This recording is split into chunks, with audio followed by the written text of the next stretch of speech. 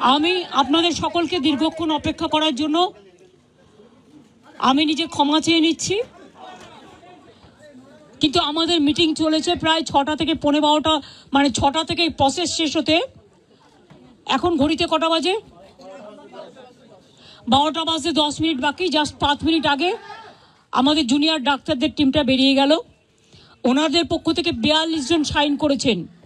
এখানে আপনারা দেখতে পাচ্ছেন মনোজ পন্ত আমাদের পক্ষ থেকে chief secretary, government of West বেঙ্গলের পক্ষ থেকে মিনিটসে সই করেছেন, এবং ডাক্তারদের পক্ষ থেকে, জুনিয়র ডাক্তারদের পক্ষ থেকে 42 জনের প্রত্যেকেই তারা তাদের সিগনেচার করেছেন।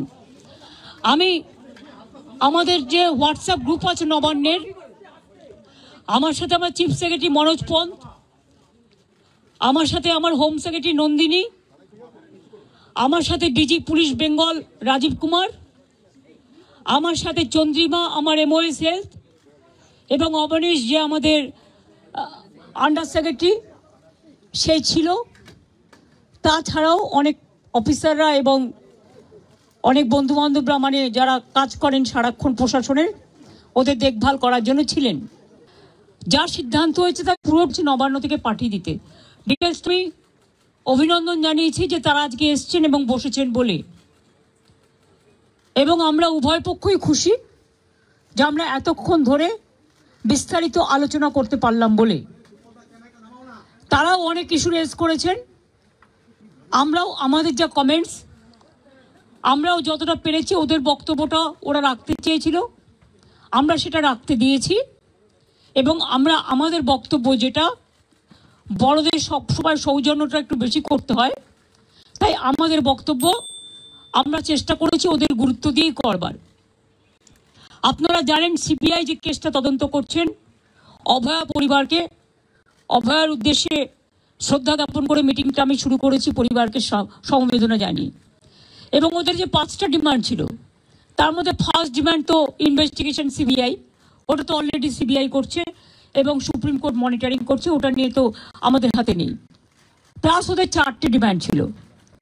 4টে ডিমান্ডের মধ্যে যেটা ছিল যে মেল ওরা আমাদের করেছে, একটা হচ্ছে 3টে নাম দিয়েছিল ফ্রম হেলথ ডিপার্টমেন্ট, একটা ডিএমই, একটা ডিএইচএস, আর একটা হেলথের প্রিন্সিপাল সেক্রেটারি। আমরা ওদের বোঝালাম যে একসাথে যদি পুরো ঘরটা খালি করে দেওয়া যায় তাহলে অ্যাডমিনিস্ট্রেশনটা চলবে কি করে।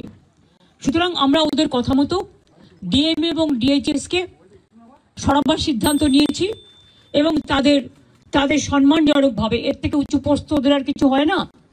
তো যাই হোক, যে একজন ডিএমই হতে পেরেছে বা ডিএইচএস হতে পেরেছে, এবং তারা যথেষ্ট জাস্ট হয়েছে, নতুন বেশি দিন হয়ওনি, কিন্তু যেহেতু ছাত্রছাত্রীরা বলছেন ওদের প্রতি আমাদের আস্থা নেই, তাই তাদের ব্যাপারটাকে গুরুত্ব দিয়েছি। বাট এটাও ঠিক, আমি কিন্তু ডিএমইকে বা ডিএইচএসকে আমরা কাউকে অসম্মান করিনি, কিন্তু ওদের বিরুদ্ধে যেহেতু চিকিৎসকদের ক্ষোভ আছে, এবং তাই ওদের দাবি মেনে নিয়ে আমরা বলেছি এই দুজনকে সরানোর সিদ্ধান্ত আমরা নিয়েছি। 3 নম্বর হচ্ছে ওদের যেটা ডিমান্ড ছিল, 4 নম্বর, 3টের মধ্যে 2টো করলাম। আর 4 নম্বর ডিমান্ড যেটা ছিল সিপি বিনীত গোয়েলকে সরিয়ে দেওয়ার জন্য। বিনীত গোয়েল ওদের কাছে নাকি আগেই স্বীকার করেছিল, যেটা ওরা মিটিংয়ে বললেন, যে আমি পদত্যাগ করতে চাই, কারণ আমার মনে হচ্ছে তোমরা যখন আমার প্রতি আস্থা রাখতে পারছো না, তোমাদেরও যেমন পরিবার পরিজন আছে আমারও আছে, এটা ওরা আমাকে মিটিংয়ে বলল। এবং বলার পরে আমরা কথা বলেই নিজেদের মধ্যে সিদ্ধান্ত নিয়েছি আগামীকাল 4টের পর আমরা কলকাতা পুলিশ এ বদল আনব, এবং নতুন সিপিকে দায়িত্বভার বিনীত দেবেন যতক্ষণ পর্যন্ত কোর্ট কেসটা কাল কমপ্লিট না হচ্ছে। 4টের পর আমরা টাইম দিয়েছি।